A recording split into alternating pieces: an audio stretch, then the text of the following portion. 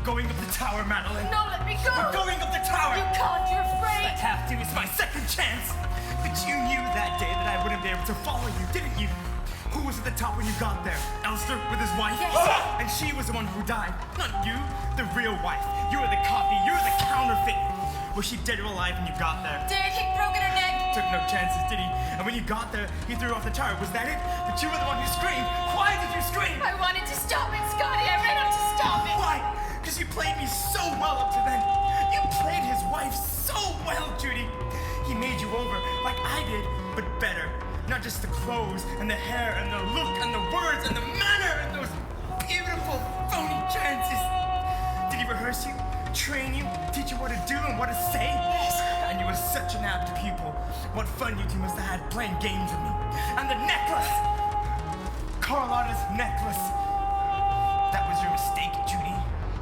One shouldn't keep souvenirs of a killing. You shouldn't have been that sentimental.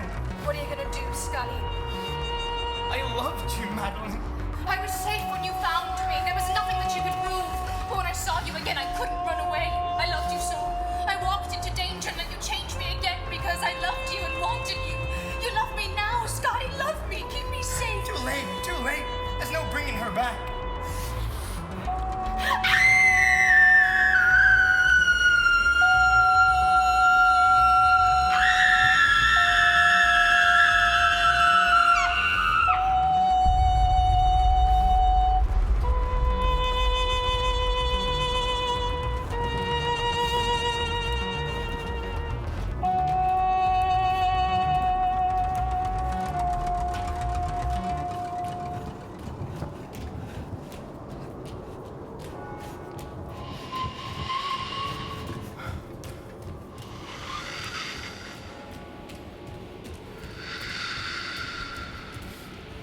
Everywhere there are spirits. They're all around us. They've driven me from hearth and home, from my wife and children.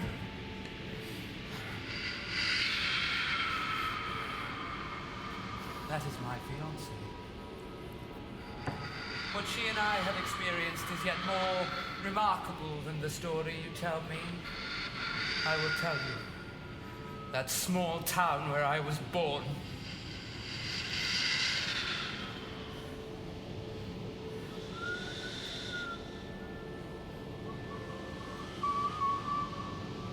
A traveling fair had arrived.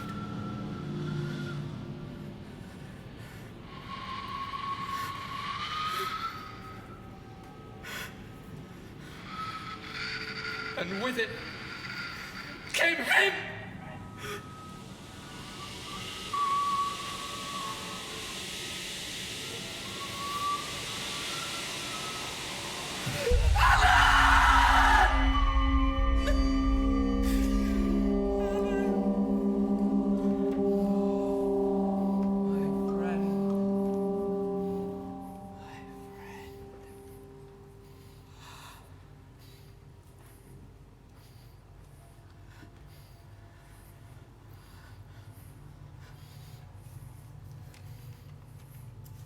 Do you think that's air you're breathing?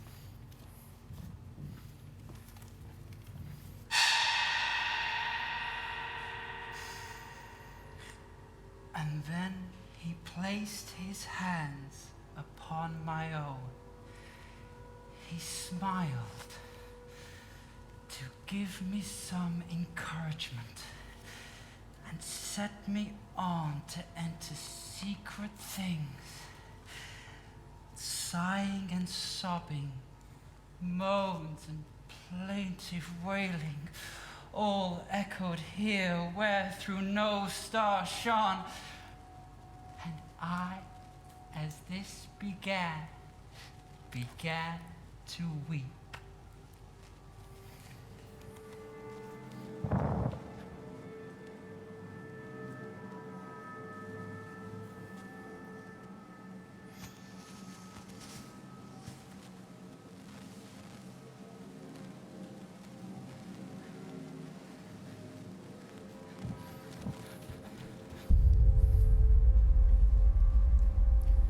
Holston Wharf Fair including sideshows of all kinds and marvels never before seen.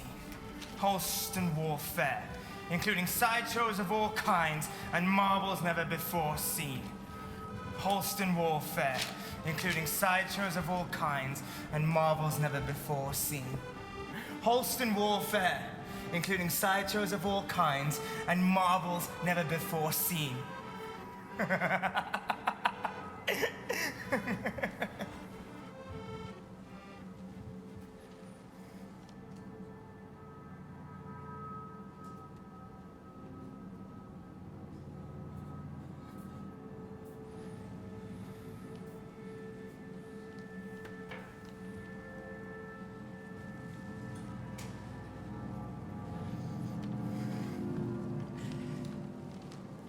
Francis?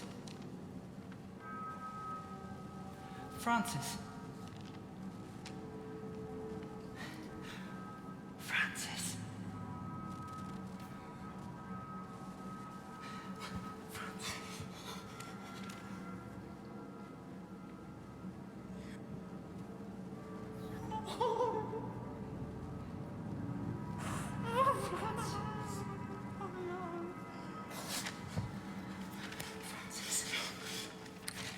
Dangers are all around us, Francis.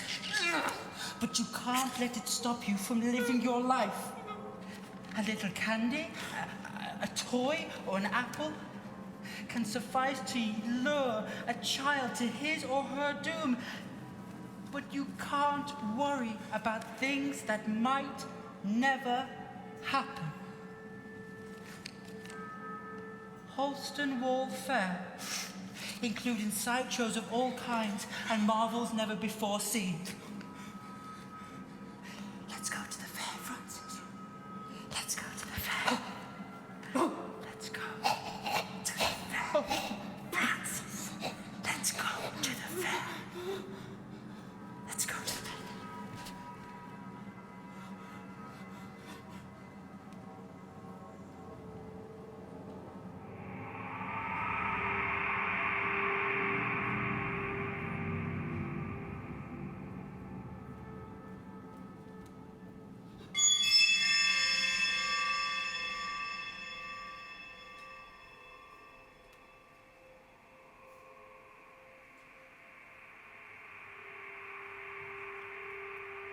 How can I help? I'm here to see the town clerk. I shouldn't go in today if I were you. The town clerk is in a terrible temper. Pick a card.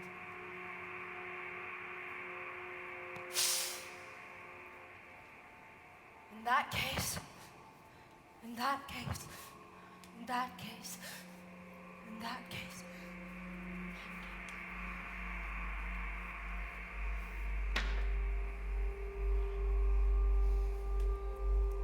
Dr. Caligari!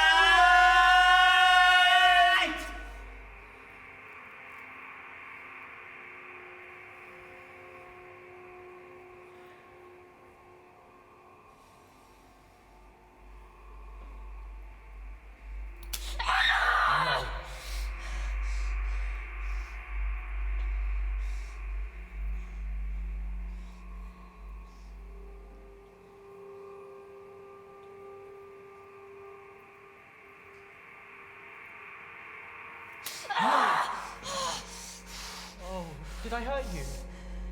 Oh, I'm so sorry. I really didn't mean to. Here, let me have a look. Don't be scared. I won't hurt you.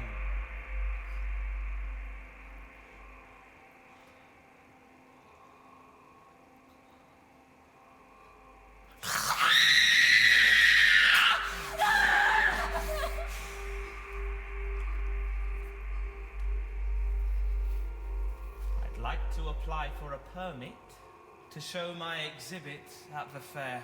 What sort of exhibit is it? A somnambulist. Permit! Permit! Permit! Permit! Permit! Permit! Permit! Permit!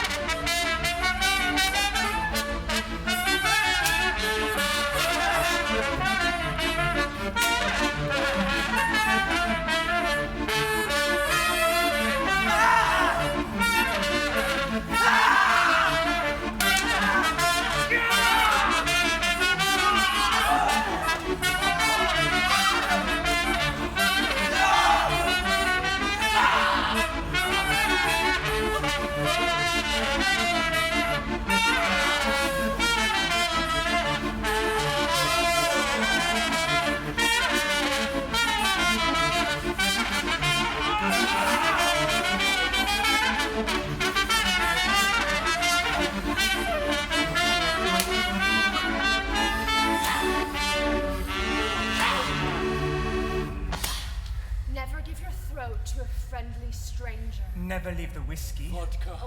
and drunk. Never take the souvenirs of killings home to mother. Come and join the Wonderland. In Slumberland, you're fucked.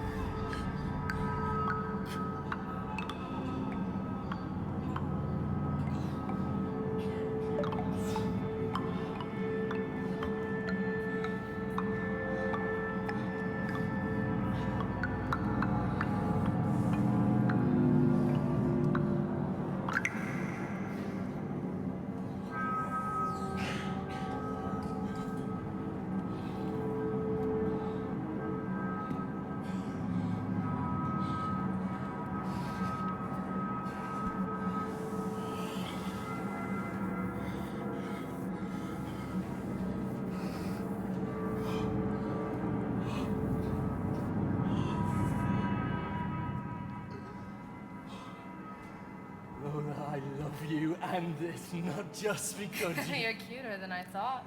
I can see why she likes you. Who? Not too bright, though. But I want you just to love me. They raided the Crocodile Club today. 2 police wagons. They've gone nuts. Got this murder on the brain. You can't do business anymore for tripping on cops everywhere. You don't need to be with the others anymore. Oh, darling. That's so sweet, but money doesn't grow on trees. I can make enough for both of us. Oh, darling. And I can, I swear, I love you. Another fairground attraction? It doesn't need to be here.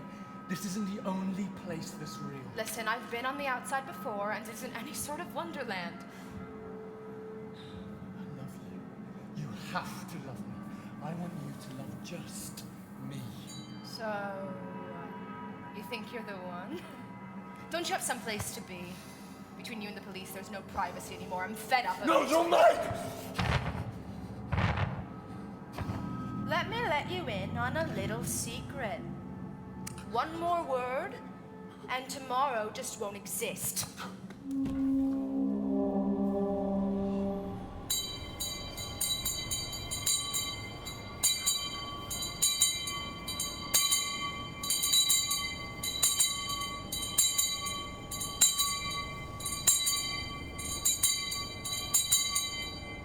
Step right up.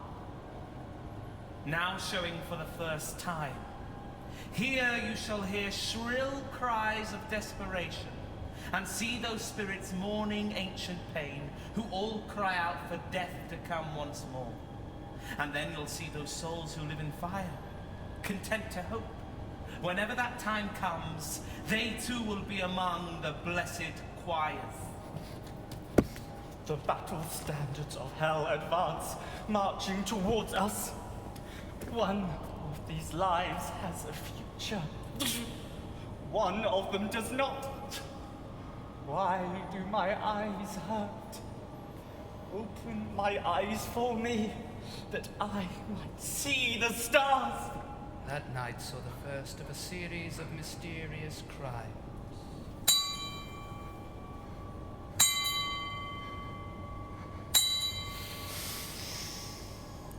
What time is it, Mr. Wolf?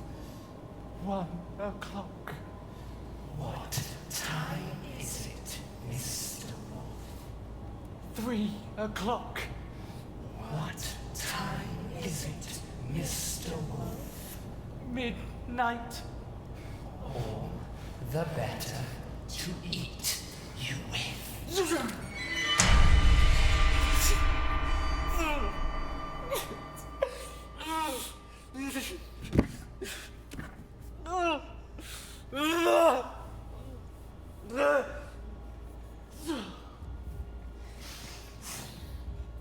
The town clerk has been stabbed in the side with a dagger. The police are faced with the almost impossible task. Catching a criminal who left not even the slightest of clues behind. Who is the murderer? What does he look like? Where is he hiding? No one knows him, yet he's among us. Anybody sitting next to you could be the murderer. Francis? Where are you? With you. Where? The tall trees and the fairground. Have you been here before? Yes. When? When were you born? When? Where? Tell me, Francis, tell me! Tell me what it is. Where do you go? What takes you away from me? Take me away. Shall I take you home? No. Somewhere in the lights. I'm responsible for you now, you know. I'm committed to you. You go on saving me again and again, will you? I feel as if there's a dream just behind me. Out of reach. It's as though I were walking down a long corridor and I wonder how soon they will shoot me.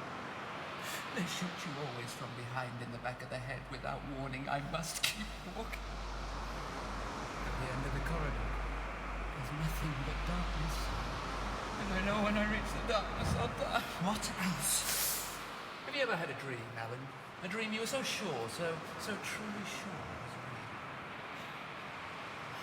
I remember a grave. Where? I don't know. It was an open grave. I stand by the gravestone looking down into it. And it's my grave. How do you know? I know. There's a name on the gravestone, yes? No. It's new and clean and waiting. And what else? And this part is another dream, I think. There's a tower and a bell, and I'm falling, and it takes off and it's gone. What if you were unable to wake from the dream, man? The dream you thought was so real. How would you know the difference between the dream world and the real one? Francis, this doesn't explain anything. But there is a way to explain it. If I'm mad, that would explain it, wouldn't it, Anne? I'm not mad. I'm not mad and I don't want to die, but there's something inside me, there's something else that she keeps telling me I have to die. Please don't let me go. I'm here. I've got you. I'm so afraid. You won't let it happen.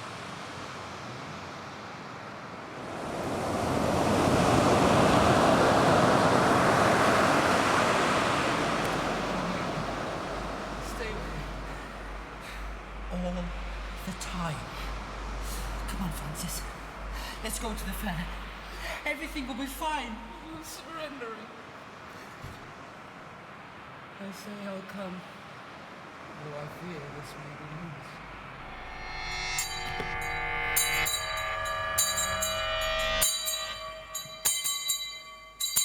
Step right up. Now showing for the first time, Cesare the Miraculous, 23 years of age, has for these 23 years been sleeping night and day without a break. Before your very eyes, Cesare will awaken from his death-like rigidity. Step right up. Step right up.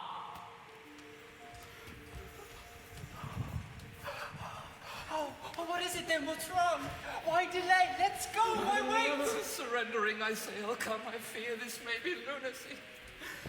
Here you shall hear shrill cries of desperation and see those spirits mourning ancient pain who all cry out for death to come once more. And then you'll see those souls who live in fire, content to hope. Whenever that time comes, they too will be among the blessed choirs. Through me you go to the grief-racked city. Through me to everlasting pain you go. Through me you go and pass among lost souls. I am the way, the truth, and the light. Surrender as you enter every hope you have. You'll see in suffering the souls of those who've lost.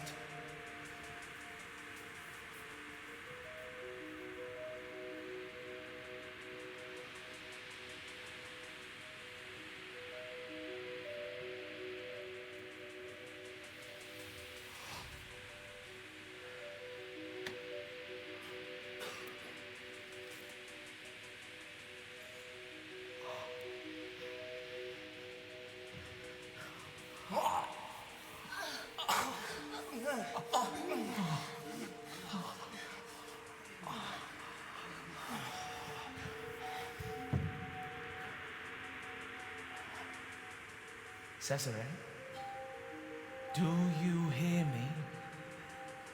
It is I, Caligari, your master. Awaken for a brief while from your dark night.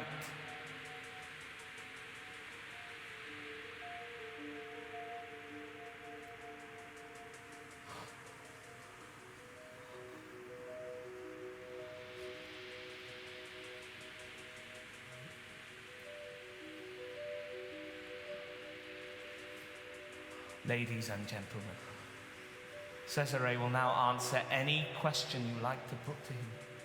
Cesare knows every secret. Cesare knows the past and can see into the future. Come up and test him for yourself.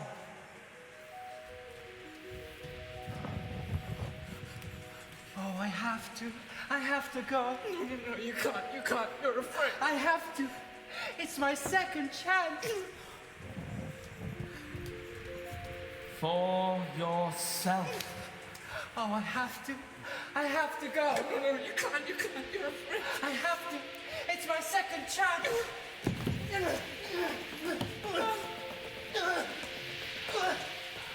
How long have I to live?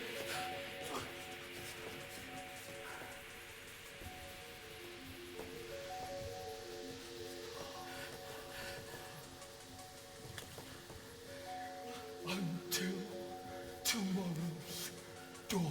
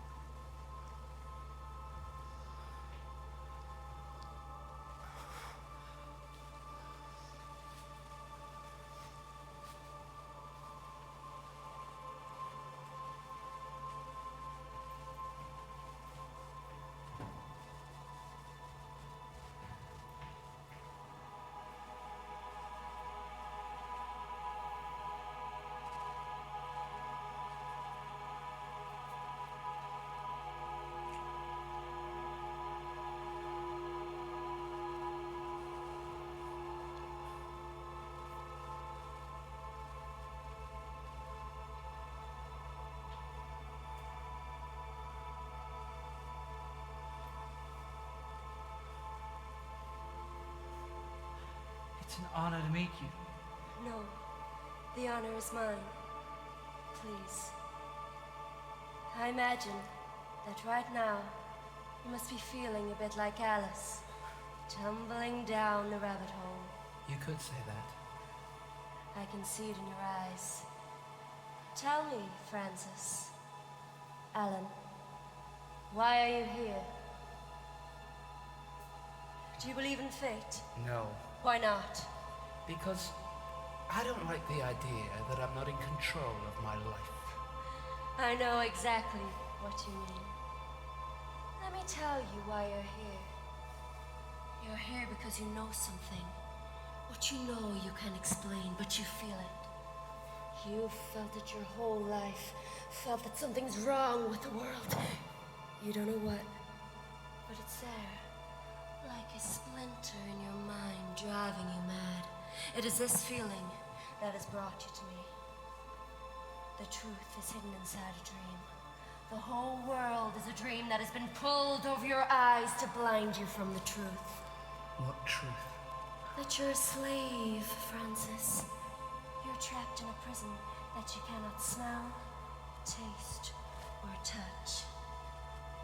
A prison for your mind. This is your last chance. After this, there is no going back. You take the blue pill, and the story ends. You wake up in your bed, and you believe whatever you want to believe. You take the red pill, you stay in Wonderland, and I show you how deep the rabbit hole goes.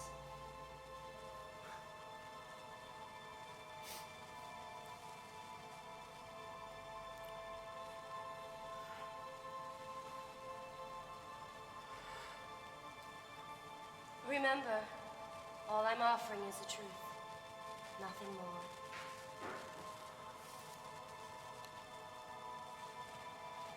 Follow me, boys.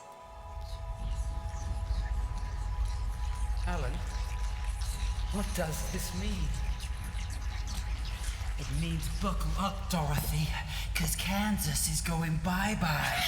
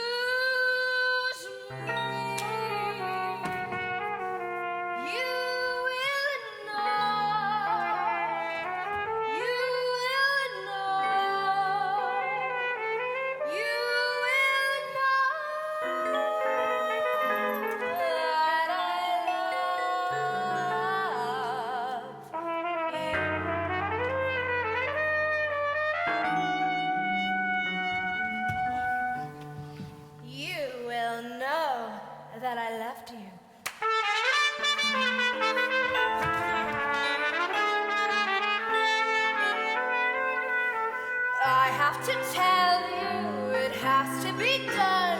I have to tell you about Madeline, bed in moonlight. I have to tell you about Madeline. I have to tell you about her, my darling. And if you lose me, you'll know that I loved you. I loved you. I didn't want to lose you, but I did. I stood there and I kissed her for the last time. I didn't want to lose you, but I did. I stood there and I kissed her for the last time.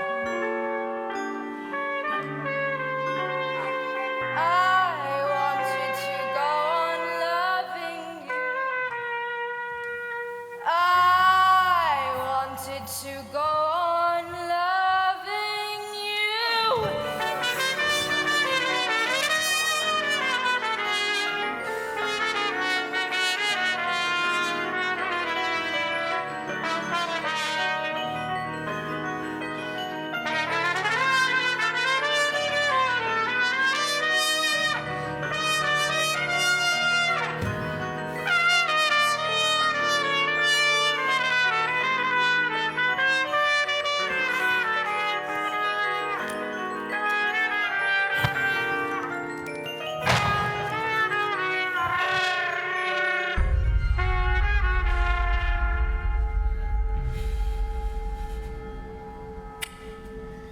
Alan, we both love her.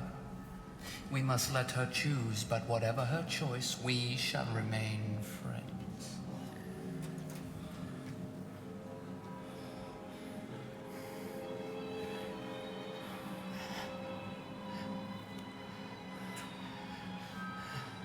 Thanks again. Good night. Can I see you tomorrow? Tomorrow night? Well, No, I meant tomorrow morning. well, I have to go to work. I have a job. Don't go to your job. And what will I live on? My oil wells in Texas? Let me take care of you, Alan. Well, thanks very much, but no thanks. No, Alan, you don't understand. Oh, I understand, all right. I've been understanding since I was 17. And the next step is? No. No? Then what? Maybe we could just see a lot of each other. Why? Does I remind you of her? That's not very complimentary, is it? And nothing else? No. That's not very complimentary either. I just want to be with you as much as I can, Alan.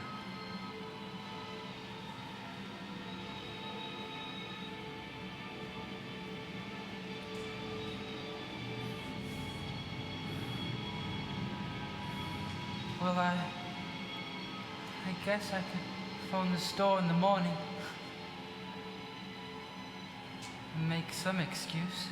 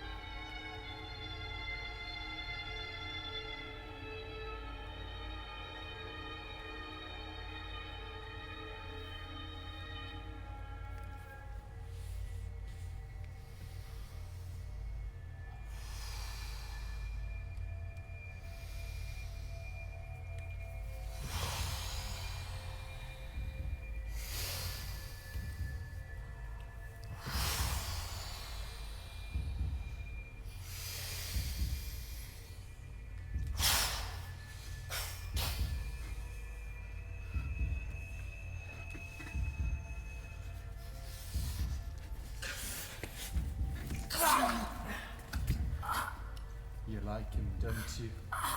You like watching him. Don't be ridiculous.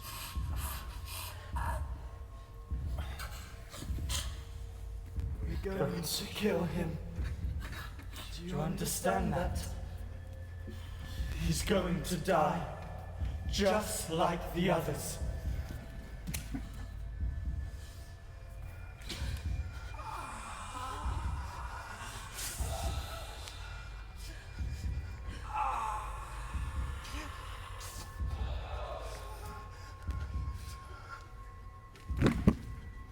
Mr. Francis! Mr. Francis! Mr. Allen is dead. Murdered!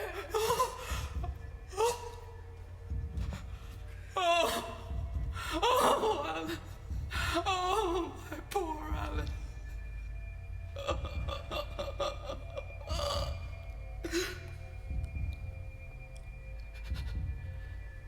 The prophecy of the somnambulist.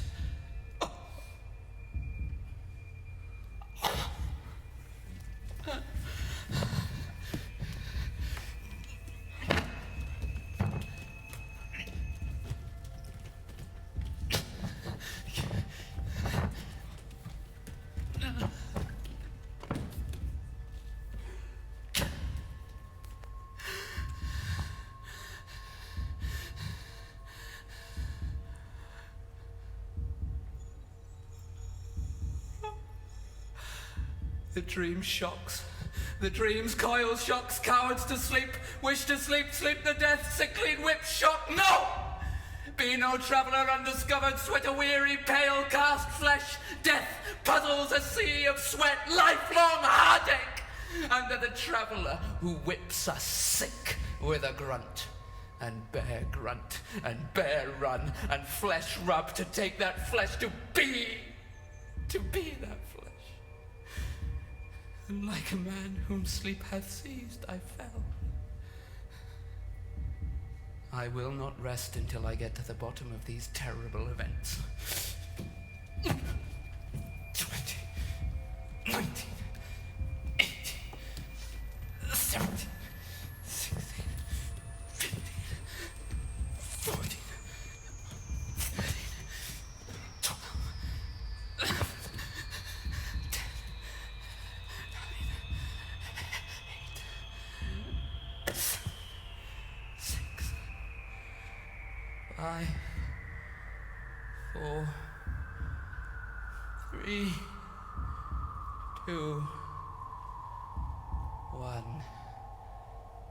Sleep.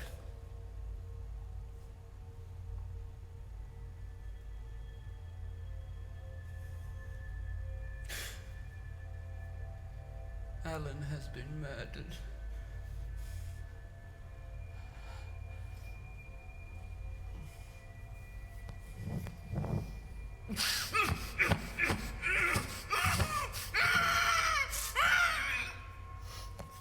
We will obtain a permit, and we will examine the somnambulist.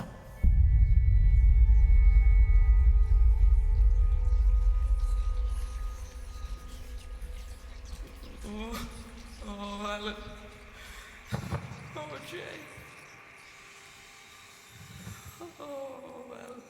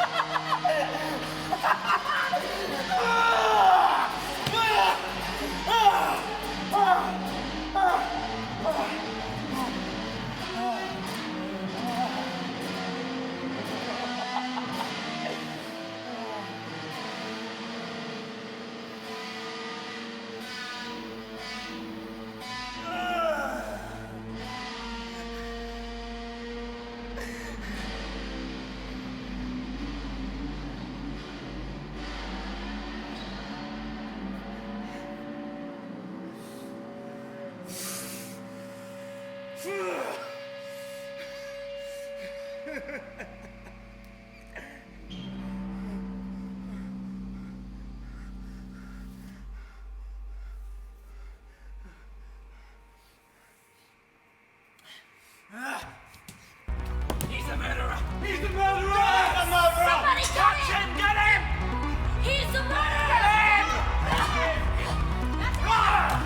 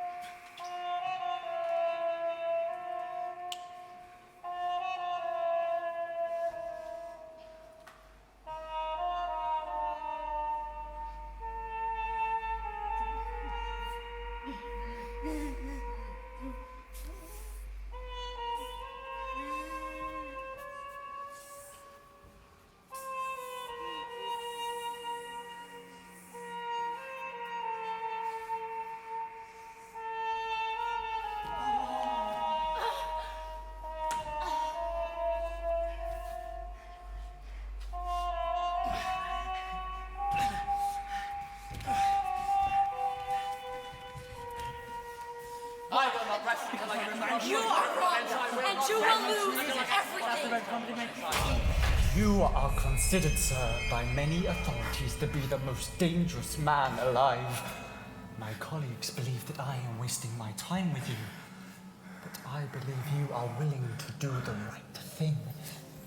It is obvious you are an intelligent man, sir, and that you are interested in the future.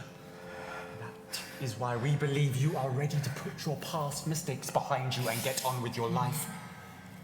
We are willing to wipe the slate clean, to give you a fresh start. And all we are asking in return is your cooperation in bringing a known man to justice. Yeah. Wow. That sounds like a pretty good deal. But I think I've got a better one. How about I just give you the finger, and you give me my phone call? You disappoint me, sir. You can't scare me with that Gestapo crap. I know my rights. I want my phone call. And tell me, what use is a phone call when you are unable to speak? You are going to help us, sir, whether you want to or not.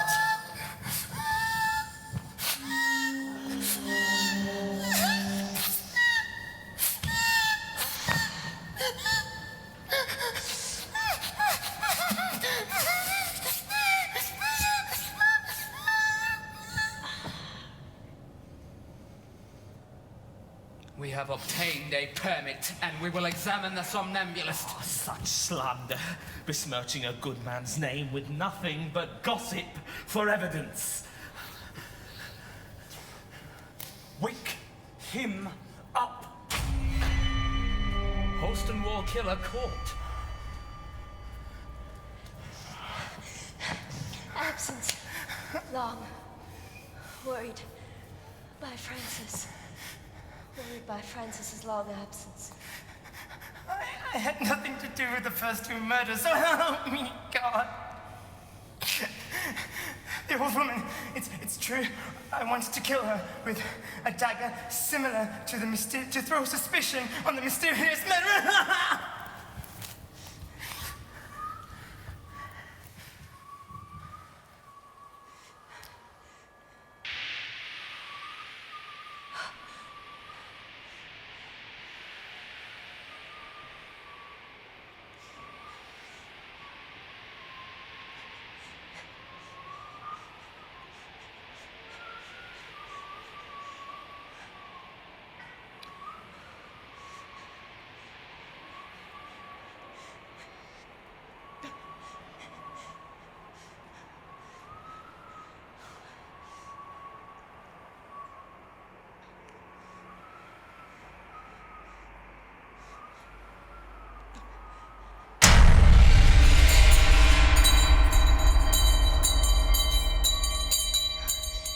Is my friend Francis here?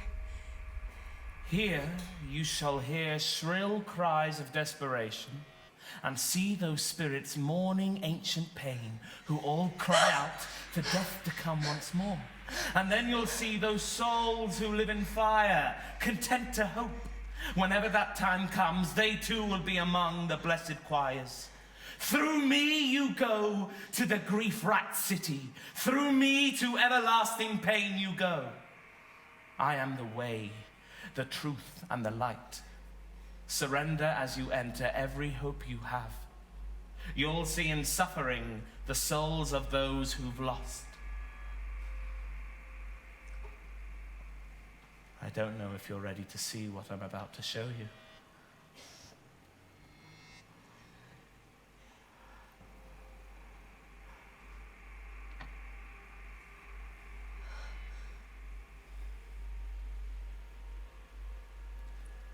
Cesare, do you hear me? It is I, Caligari, your master. Awaken for a brief while from your dark night.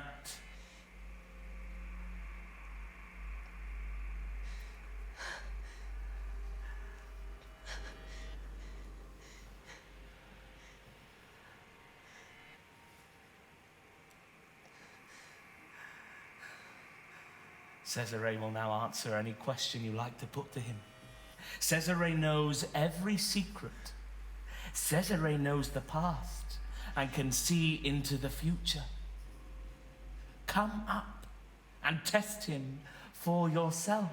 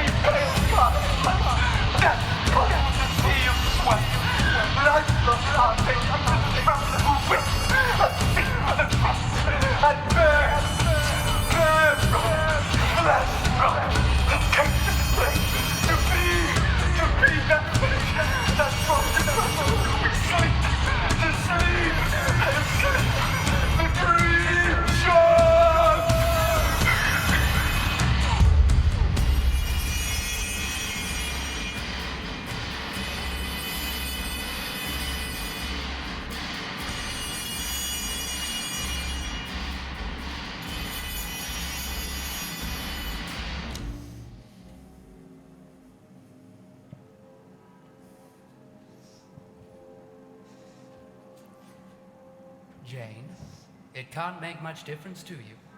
I just want to see how you'd look, and I know it won't be No. the same. I don't want any clothes. I don't want anything. I want to get out of here. Jane, you've got to do this for me, please. I don't like it. You want me to dress like him? I just want you to look nice. And I know what kind of suit would look well on you. No. I don't want to be dressed like someone that's dead! Jane. It's a horrible idea. Is that what I'm here for? To make you feel that you're with someone that's dead? Now, Jane, it isn't anything to get I hysterical. won't do it! Jane. Francis, what are you doing? I'm trying to buy you a suit. You're looking for the suit you wore. For me. Ah, yes. It may need some slight alterations, but it is Madam's size. All right, Jane? We'll have it to try on in a moment. Can we have it by tonight? Now, I want to look at a dinner dress. Short, black, with a neck cut like this. Oh!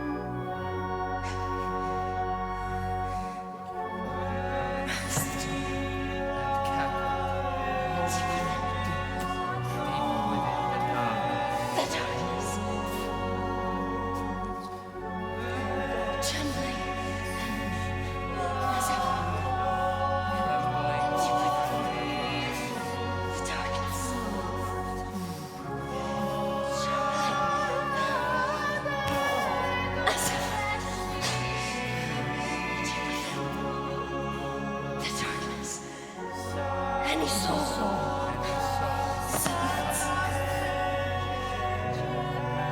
Any soul. Like me.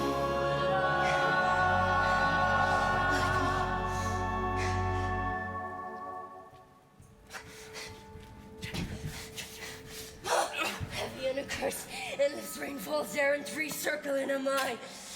I'm in circle 3 where the rain falls accursed and heavy. It can't have been Cesare.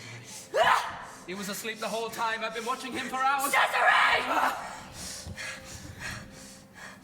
Is the prisoner securely in his cell? Take me to him.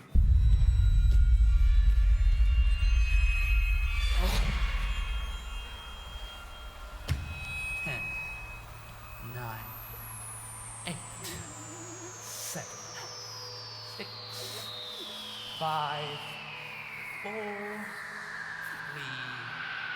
2, 1. Sleep.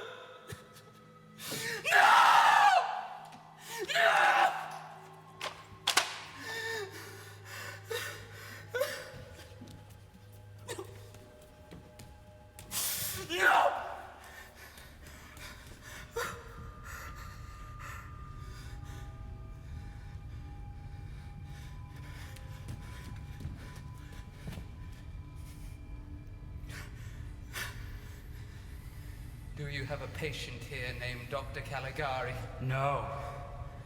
Do we have a patient here named Dr. Caligari? No. The director returned only today. You can ask him for yourself.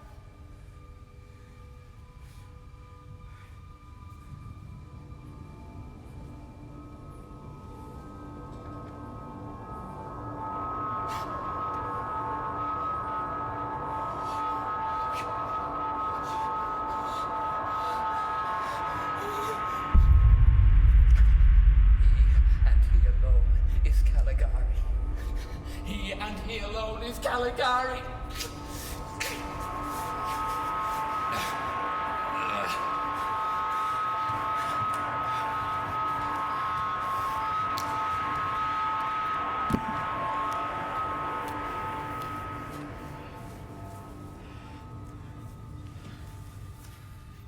Now that he is asleep, We can start making investigations.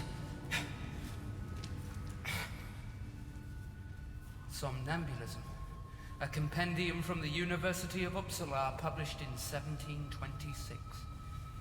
The Cabinet of Dr. Caligari. In the year 1703, a mystic by the name of Caligari, together with a somnambulist named Cesare, used to frequent the Fairgrounds. And for months, he kept town after town in a state of panic with a series of murders, all of them perpetrated in similar circumstances. For he used a somnambulist, whom he had entirely subjected to his will to carry out his fantastic plans.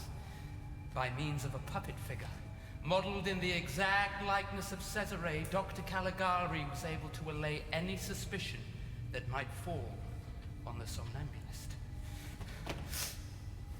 My diary. At last, today I have been notified of the case of a somnambulist. Now I shall be able to prove whether a somnambulist can be compelled to do things of which he knows nothing. Leave! Leave! Things he would never do himself and would abhor doing. Whether it is true that one in a trance can be driven to murder.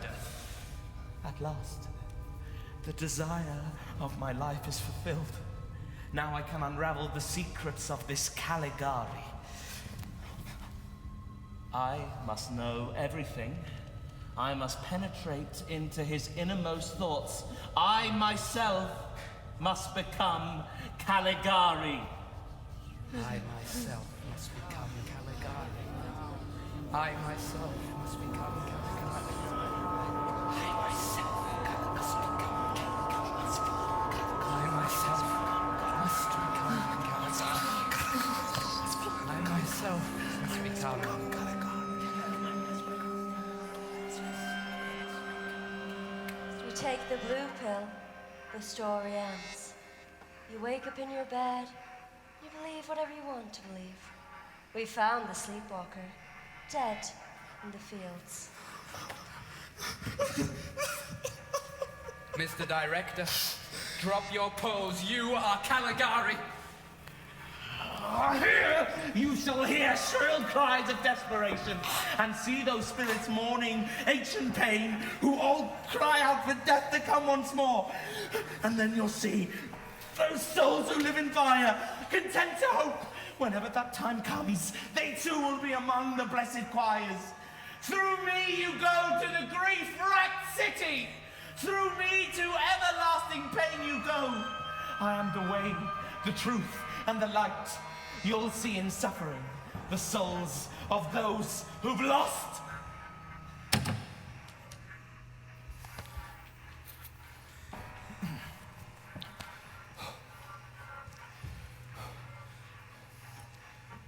It was a very cold, clear, full night. I had a terrible dream. Billy, Name, and Bridget were playing under my staircase on the second And floor since about that 2 day, o'clock in the morning. The madman has never I left woke his up cell. because Amos and Archie had started barking. That made me very cross, and I was very angry at the real me. They just better remember what happened to Sam the bad cat that was left at home and got sick. It was a very cold, clear, full night. Some snowflakes were falling. Gee, it was so beautiful. So I went to get my camera to take some pictures. And then I was taking the pictures, but the exposure thing wasn't right. There's Cesare. And I was going to call Fred or Jerry Never to ask him find to out tell how your to set fortune. it. It will mean death for you. Oh, I was too late. Never fall Then I remembered asleep. they were probably still at You dinner. will dream. And anyway, I felt really Never bad. I take didn't want to talk to anybody. souvenirs of a killing. But the snowflakes were You so should beautiful not and real be looking. that And I really wanted to sentimental. hold them. Ah, my Jay. I love you. And Won't that's you when I marry me heard the at last? voices from down the hall near the stairs. Sister So I Maria got will a scold flashlight, us. and I was scared, and went out into the hall. There's been all kinds of troubles lately in the neighborhood. And anyway, there were Bridget and Billy playing. And under the staircase was a little meadow, sort of like the park at 23rd Street, where all the young kids go and play frisbee. Gee, that must be fun. Maybe we should do an article on that in a magazine. But they'll just tell me I'm stupid and it won't sell. But I'll hold my ground this time. I mean, it's my magazine, isn't it? It was a very cold, clear, full night. Some snowflakes were falling. Gee, it was so beautiful. So I went to get my camera to take some pictures. And then I was taking the pictures, but the exposure thing wasn't right. And I was going to call Fred or Jerry to find out how to set it. Oh, You all think I'm mad, huh? That's not true. 'Tis the director of this hospital who is mad. He is Caligari! Caligari! Caligari! At last, I understand his delusion. This is insane! He thinks Why I is this am happening to me? Caligari. What have I done? Here you shall hear shrill cries of desperation Yes. and see those spirits mourning ancient pain who all cry out for death to come once more. And then you'll see those souls who live in fire, content to hope. Whenever that time comes, they too will be among the blessed choirs. Through me you go to the grief-racked city. Through me to everlasting pain you go. I am the way, the truth, and the light. You'll see in suffering the souls of those who've lost. It is done, the great city is fallen, and has become the habitation of devils, and the hold of every foul spirit, and a cage of every unclean and hateful bird. For all the nations have drunk of the wine of the wrath of her fornication, and all the kings of the earth have committed fornication with her, and all the merchants of the earth are waxed rich through the abundance of her delicacies. For without her dogs, and whoremongers, and sorcerers, and idolaters, and murderers, and whosoever loveth and maketh a lie, for double unto a double of a dream shocks. And I shall open your eyes to once more see the stars, and you shall sleep. And I shall open your eyes, and you shall sleep.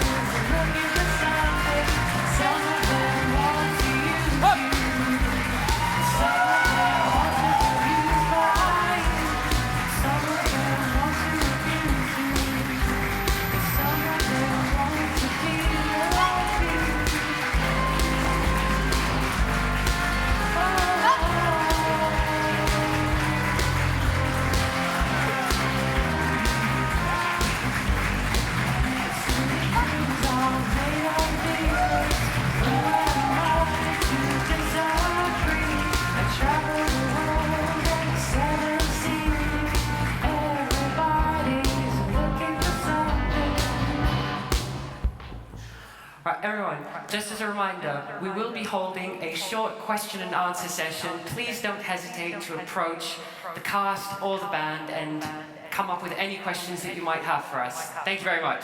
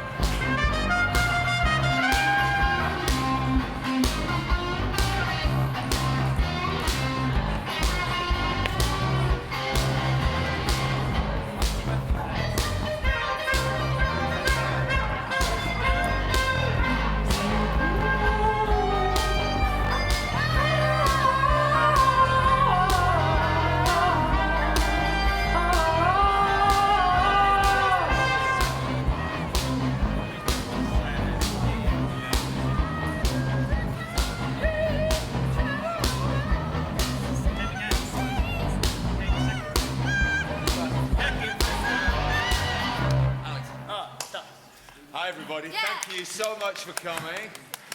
Thank you people who've been watching the live stream for watching. We just thought that you might like the opportunity, if you're a bit confused by what you maybe just saw, to maybe ask some questions. This is the product of about 5 weeks of solid rehearsal, day in, day out, sort of, that we've been putting this together for. We started in a room with just the 1920 silent movie of Dr. Caligari, and we just started watching that initially just as our text. Instead of having a script, we just pretended we'd found this strange piece of material, and we used that to try and say, well, how can we turn that into a theatre piece? And I had lots of collaborators who helped, and lots of ideas. But it was definitely a kind of journey of faith for the cast and the design people and the stage management who are here with us, who did a brilliant job making all the whiz-bangs happen. And yeah, well done.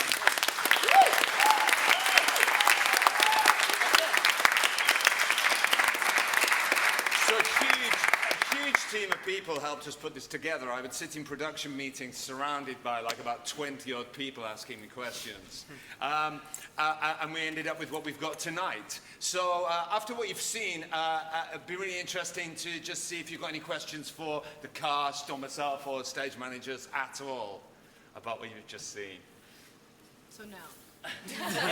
Yes, thank you. There. Do you think that this production made more or less sense than the source material? Okay, did the production make more or less sense than the source material? I can't answer that. You answer that. Somebody here answer that. Much less. Well, no, in a sense, it stuck to the original source, Dr. Caligari. If you've watched it, it's very Caligari. Like, the whole story is still there. It's just a new take on it. We've just added things to it to enhance the story or create our own story based upon that. So I think it's an adaptation as well as a recreation. Oh, some good words there. Well done. Oh, on fire. Some of the themes in the movie come out, and we started traveling down our own kind of rabbit holes with the themes, really. So we knew we weren't trying to create a linear story. It was much more like something like falling into a dream, like Alice, and seeing what happens. Yes. How long did it take from seeing the film to get into where you are and developing some kind of production? How long did it take from seeing the film? Well, it was just that really, honestly, there was just the 5 weeks. We just had that film, and we just walked forwards, really. And I kept throwing all sorts of other sources at it. I think Luke got more lines on Wednesday, was it? Opening night, Yeah. 25 minutes before we went up, I came up to you and gave you something. Yeah. Never forget that. And he was good. And what did you say when I said? I was fine with it. It made more sense to say it when I did, and what he gave me was when I sat down with Dan right at the beginning, and I said, danger is all around us, and it was just that part. It was about 7 or 8 lines, and it fitted so well into the context of when I was meant to say it that it was so easy to learn. See, they're all hypnotized to do anything. Gentlemen up front. Apart from the source, Dr. Caligari, what else did you use to inspire what you created? Oh, great, yeah. So what other sources did we use? A bit of the Matrix. Yeah, a bit of the Matrix. That's it. Alfred Hitchcock's Vertigo. The original film actually starts with the end of another story. There's like the old man and Francis at the beginning, and the old man says, you know, there are spirits all around us, and it's like the end of another story, a bit like how Raiders of the Lost Ark starts with the end of the previous story. And that, so we started with the end of another film, which was Alfred Hitchcock's Vertigo, where people get thrown off a tower. And that was a starting point, so that's in there. What else? Dante's Inferno. Dante's Inferno. Hamlet. To be bit of Hamlet. The Bible. Also Stephen. Yes, the Revelations, Book of Revelations. Yeah. Oh, and the song at the end as well. There's some Lou Reed in there, and John. That's the important one. Yeah, but Lou Reed's in there.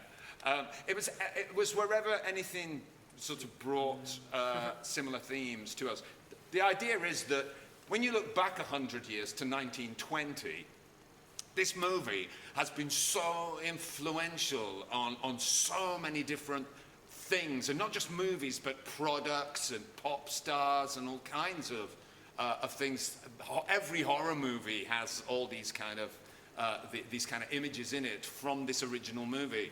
And so when you look back like we were to look at this source material, you can't help when you're looking back, you see it through all these things it has influenced, you know, like these other movies have been influenced. So we let that kind of pollution just take place. It sort of corrupted what we were doing. We just let it happen.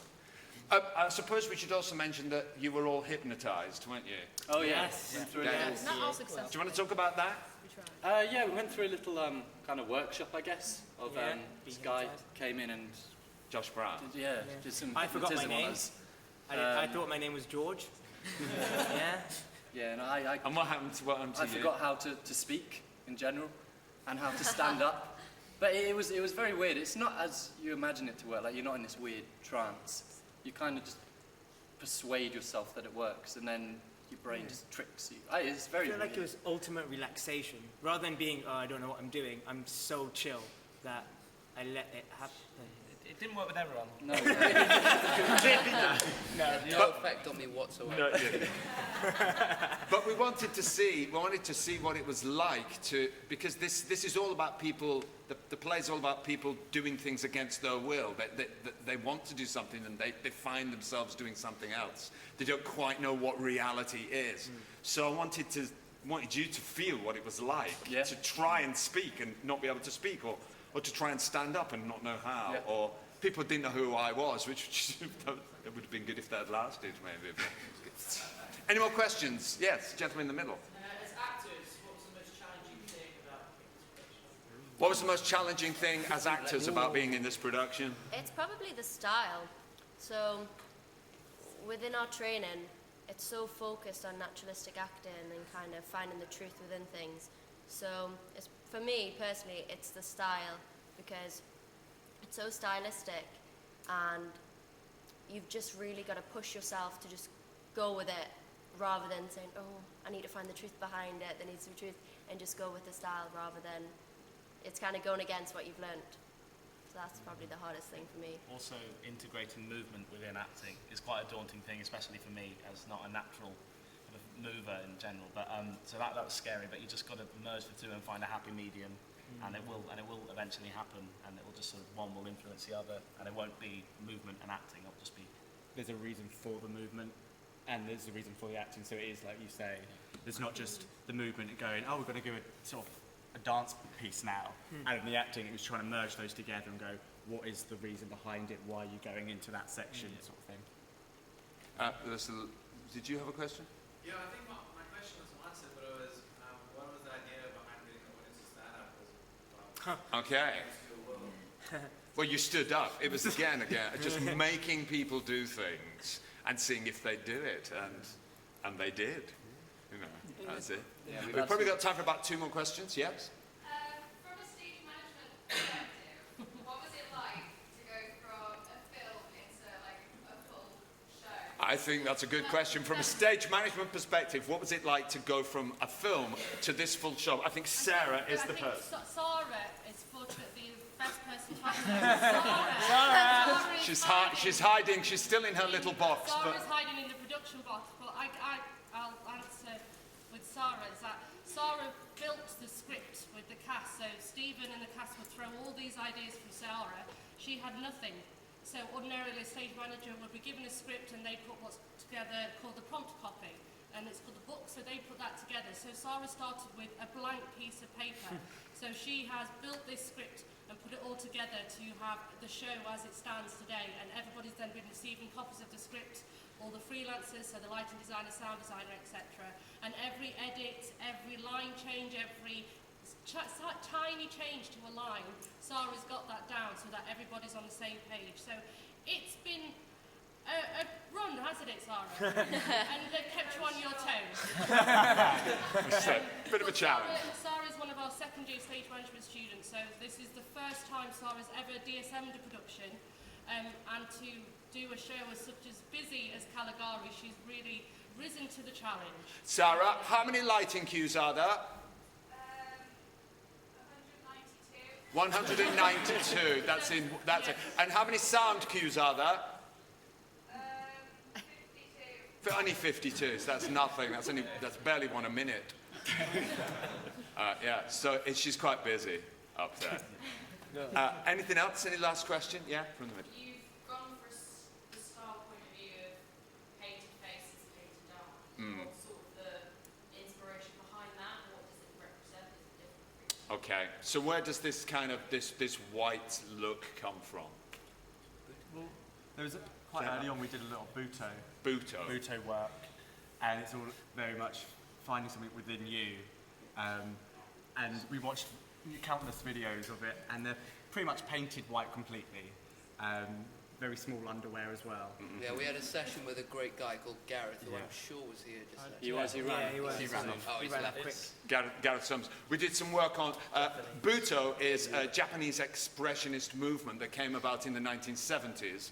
And it's, instead of working from the outside with choreography, you work from the inside with images. And those images can be very peculiar. For example, you might imagine that you're starting to burn from the inside and that your body's burning from the inside and gradually turning to ash. And so as your body turns to ash, it might blow away at any moment. So a lot of the movement that you do ties to that kind of imagery, and then that might trigger emotional responses within you. And that style has this very much this kind of white powder look to it. And also we were working with expressionist acting techniques, so we were trying to develop from 1920s expressionism.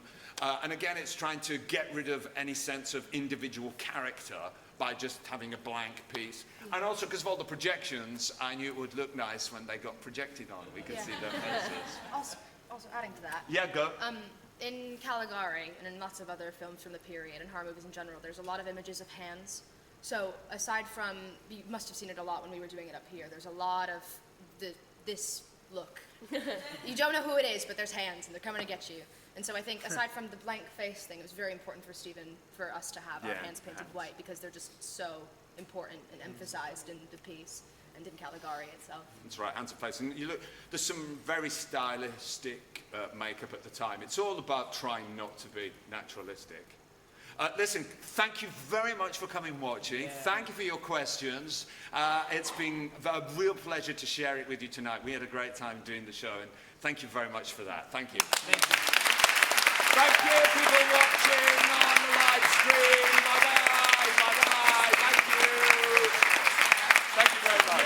And our musicians who created the whole thing did an amazing job. If you've got any questions for them, grab them now, they'll tell you. Thank you very much. Thank you. Thank you very much.